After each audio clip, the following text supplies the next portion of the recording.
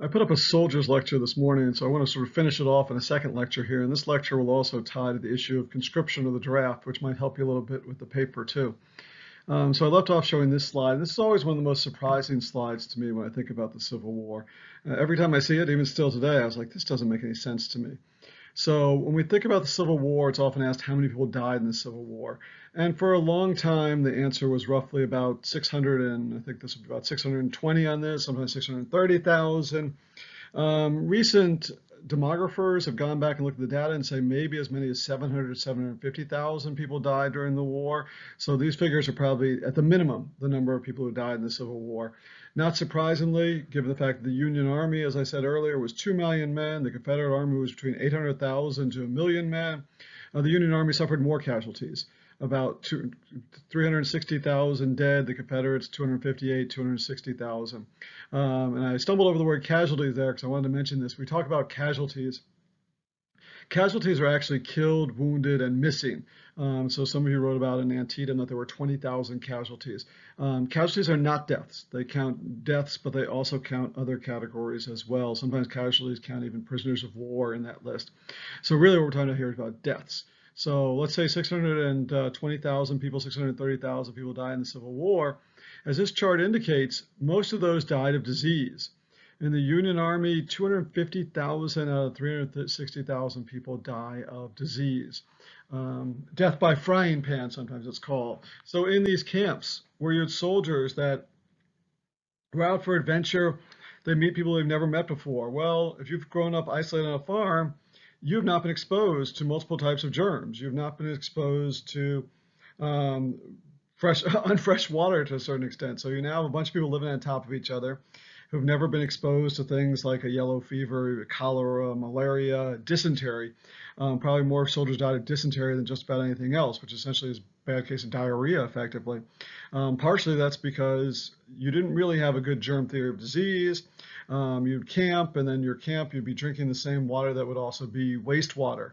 So if you're thirsty, you'll drink water that you see, and sometimes that water has microorganisms that you're unaware of, and this can be bad for the system. So I mentioned earlier that there are about companies of 100 men and a regiment of 1,000 men. Well, when people talk about Civil War regiments, so if they talk about the 20th Maine or the 30th Alabama, don't think that there are actually 1,000 men fighting when they go into fight, because probably by the time that these soldiers go to see the elephant, they go to see combat for the first time, they're probably about 400 men down. Not 400 men dead, but there'll be 400 men who are on the sick list, or 400 men, some of whom might have deserted by this point. But effective soldiers, they might be down 30 to 40 to 50%, even before they ever see war for the first time. And of course, after that, they'll suffer other deaths and prisoners of war and other issues that will continue to decrease their numbers. So these are the numbers. The deaths are by disease primarily. And while these numbers are shocking to us, we would think if someone went into combat and died of disease, if that was a 2-to-1 ratio, we'd think that would be appalling. Some scholars note that in the grand history of warfare, this is probably a lower percentage of soldiers that died of disease than there were in previous wars. Now, clearly, when we talk about battlefield deaths, I've already mentioned this. The key to the battlefield deaths was often the fact that there was this new Springfield rifle and the mini ball. Here are the Union-used primarily Springfield rifles made in Springfield, Massachusetts, 1.6 million Springfield rifles at a cost of just under $15 a piece. The Confederates used Enfield rifles that came from England. You think about the Confederates having less manufacturing capacity than the Union. They imported a lot of their rifles. They would also pick up Springfield rifles from Union soldiers who had died on the field. They were slightly different caliber, but roughly enough so they were close enough that the bullets, the mini balls, would be interchangeable among both those. As I mentioned, the rifle extended the range from, let's say, a musket with 80 to 100 yards effective range to now almost a quarter-mile effective range. So what you begin to see is the Civil War becomes sort of the early precursor of World War I, where you have defenders not only with a rifle, but entrenched in. These look very much like World War I trenches to me, sort of early versions of them. These are trenches outside of Petersburg, Virginia in 1864, 1865, so nearing the end of the war. Petersburg, Virginia is south of Richmond, Virginia. And so now you have these installations where you have defenders who not only have a rifle, but are entrenched. The traditional sort of romantic view of the war is that you have cavalry charges or infantry charges. And probably the most famous infantry charge in the Civil War is Pickett's charge on the third day of Gettysburg. And I'll talk about Gettysburg next week. But Pickett's charge, this is what Pickett sees. And if you look across that field, it's very far between you see any walls or anything. And you're thinking about, if you go to Gettysburg, stand in this view, look out there and say, my goodness, this is what Pickett's men saw. And they were ordered to march across that field, basically a mile, towards men who are hiding behind a wall. I mean, what compels someone to do that? And you consider this is why they drill and drill and drill some more, because I certainly wouldn't be thinking, this is a great idea. What am I going to do on July 3rd of 1863? Let's walk across a field as people shoot at me. And here's a reenactment from Pickett's charge. Think about the massive size of these armies trying to charge this field.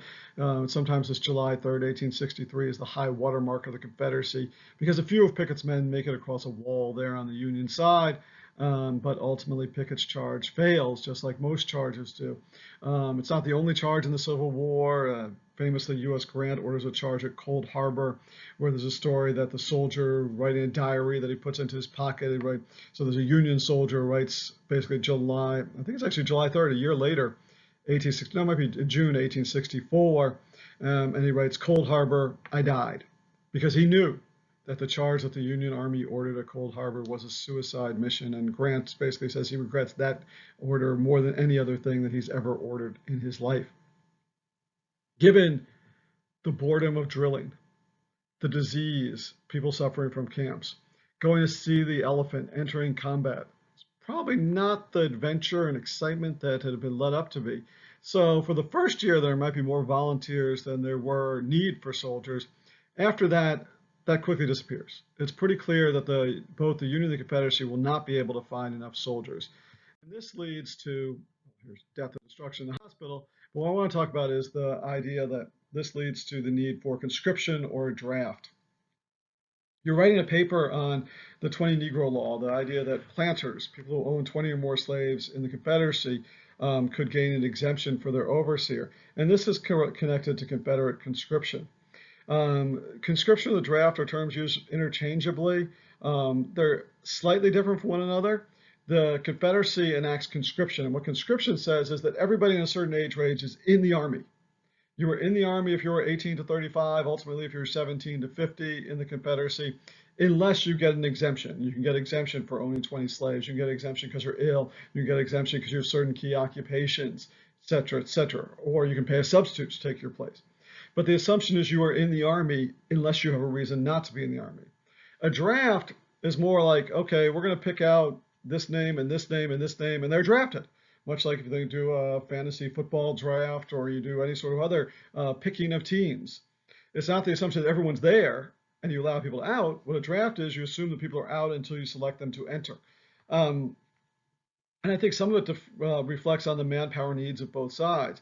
The Confederacy literally needed every soldier could get. You think about it, if their overall population is 22 million to 9 million, if the Union Army is able to muster 2 million men, the Confederates are only able to muster 800,000 to 1 million men, they need every single soldier. So it makes sense the Confederates enacted conscription, put everyone in the Army, and then change your mind and assign them to different tasks, whether that task be on the home front or the battlefront. The Union didn't have enough soldiers, but it didn't need everybody in the Army. The old story that the Union could fight with one arm behind the back, and then at some point they could take the other arm out. That's probably an exaggeration, but the Union does have more flexibility with manpower.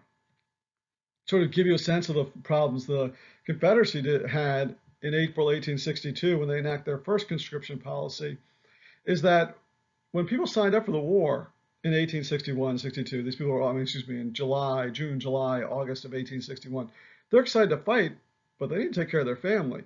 So almost all of them signed up for 12 months, for 1 year. So by January of 1862, as this slide indicates, there were 300,000 men in the Confederate Army, but 240,000 or 240,000 out of 330,000, they're about to go home. They signed up for 12 months.